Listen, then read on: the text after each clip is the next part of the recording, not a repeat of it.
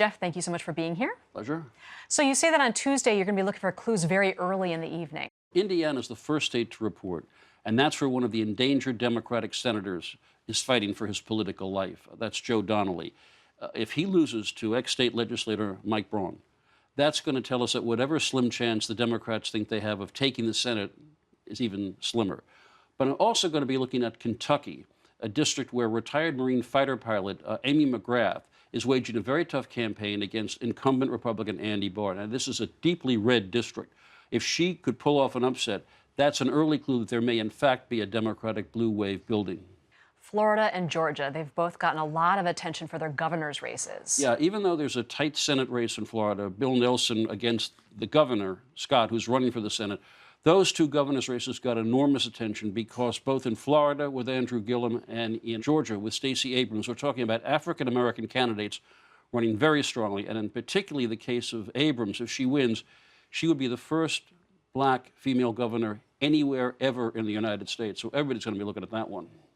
I understand that then a little bit later in the evening, you're going to be looking at races in the Northeast. Yeah. A couple of weeks ago, we reported here about the troubles that moderate Republicans are having in the suburbs, and Donald Trump is the headwind they're facing. So New York, Pennsylvania, New Jersey combined have about 10 races that could flip. That's almost half of what the Democrats need to take the House. So if you see, I'm being very specific here, if you see Leonard Lance, five-term congressman from New Jersey, lose, that's trouble for the Republicans. If you see Peter King, a 25-year veteran from Long Island, lose, now you're talking about not a wave, but a tsunami. Turning to the Midwest, there are a lot of key Senate races there, but you say you're going to be looking at the governor's races. Yeah. Why? Well, it's true that there are endangered Democrats. We talked about Donnelly. You're talking about Heidi Heitkamp in North Dakota. You're talking about Claire McCaskill in Missouri. But I'm fascinated by the governor's races because after 2010, almost the entire Rust Belt was governed by Republicans, and that had enormous public policy consequences. It's possible now that Wisconsin, Michigan, Ohio, Iowa, all will flip to the Democrats, and that we would see Democrats now in control. And that means everything from a big change in labor law, to environmental law, to abortion laws, to the redrawing of congressional districts. So that's why, for me, the governor's races, we already mentioned Florida and Georgia, that could really be the big story of the evening. Finally, let's turn west.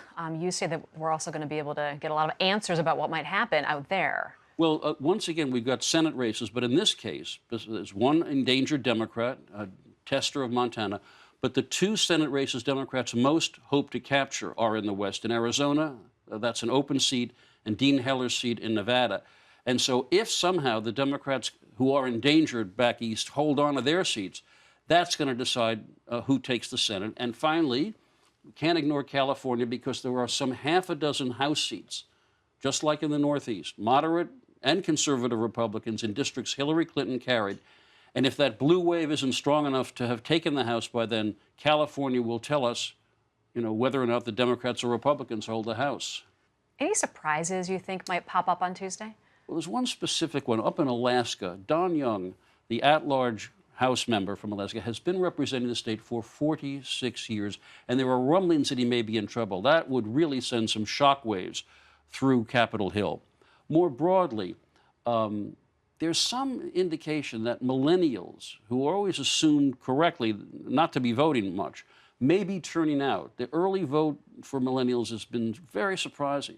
So if the polling we've seen has not taken that into account, and it's hard to reach millennials if you're a pollster, all of our assumptions about the wave in the House and how the Senate might go get thrown into a cocked hat, and we wake up Wednesday and go, how in heaven's name did that happen? All right, Jeff Greenfield, thank you so much.